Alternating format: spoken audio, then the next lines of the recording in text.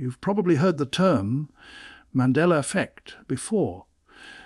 But what if you're not sure what it actually means? It's a phenomenon where a large number of people share a false memory about a specific event, a person or detail. The most famous example is the belief that Nelson Mandela died in prison in the 1980s, when in reality he was released in 1990 and lived for another 27 years.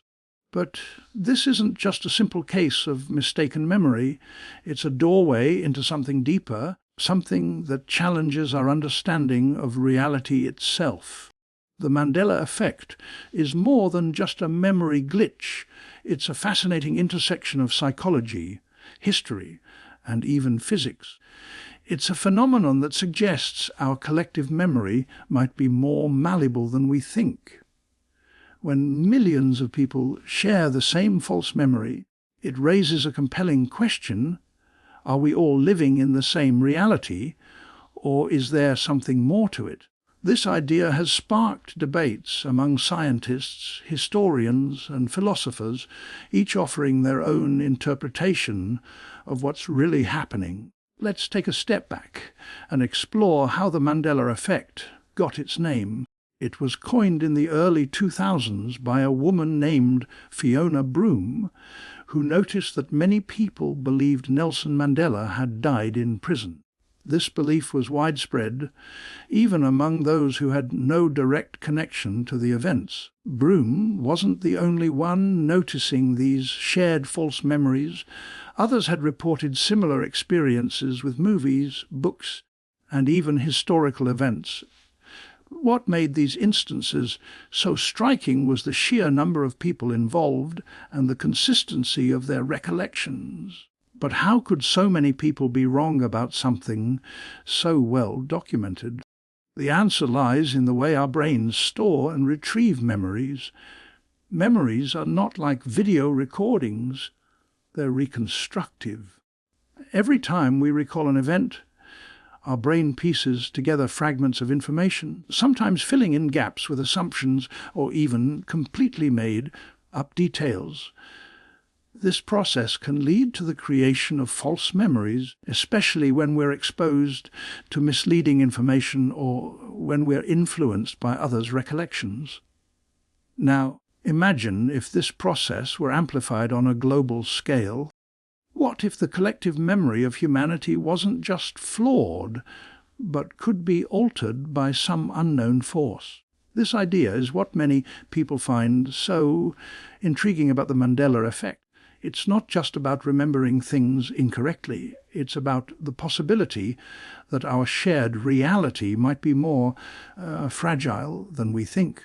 If a single event, like Mandela's death, can be so widely misremembered, what else might be wrong with the way we perceive the world?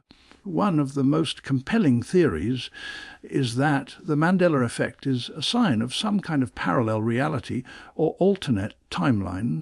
Some people believe that our reality is not fixed and that there are multiple versions of events that exist simultaneously. If this is true, then the Mandela Effect could be a glimpse into another version of our world, one where Mandela died in prison and where other historical events unfolded differently. But is this just science fiction, or could there be a scientific explanation for it? Another theory suggests that the Mandela Effect is a result of collective consciousness or a shared mental space. Some researchers believe that humans are interconnected in ways we don't fully understand, and that our thoughts and memories might influence each other on a fundamental level.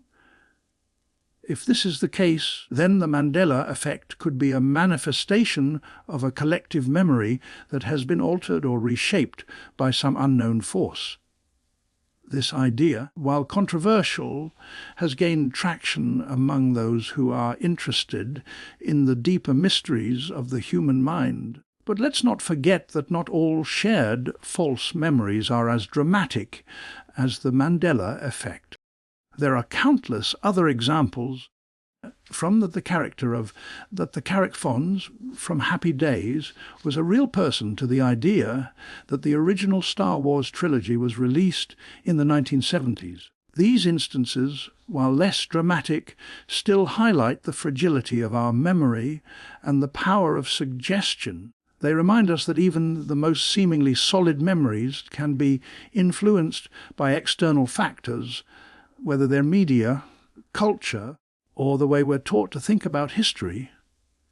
What if the Mandela Effect is a sign of something even more profound?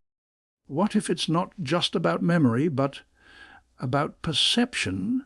If we can be wrong about something as significant as the death of a world leader, what else might we be getting wrong about the world around us? This line of thinking leads us to some of the most mind-bending ideas in science and philosophy. Concepts like quantum mechanics, the multiverse, and even the possibility that our reality is an illusion. These ideas might seem far-fetched, but they offer a framework for understanding why the Mandela Effect continues to captivate so many people. As we explore the Mandela Effect further, we begin to see that it's not just about memory. It's about the way we experience reality. It challenges us to question the reliability of our senses, the accuracy of our history, and even the way we interpret the world. It's a reminder that our understanding of the past is often shaped by the present, and that the line between what is real and what is imagined can be incredibly thin. This is what makes the Mandela Effect so fascinating. It's not just a curiosity, it's a gateway to a deeper understanding of ourselves and the world we live in.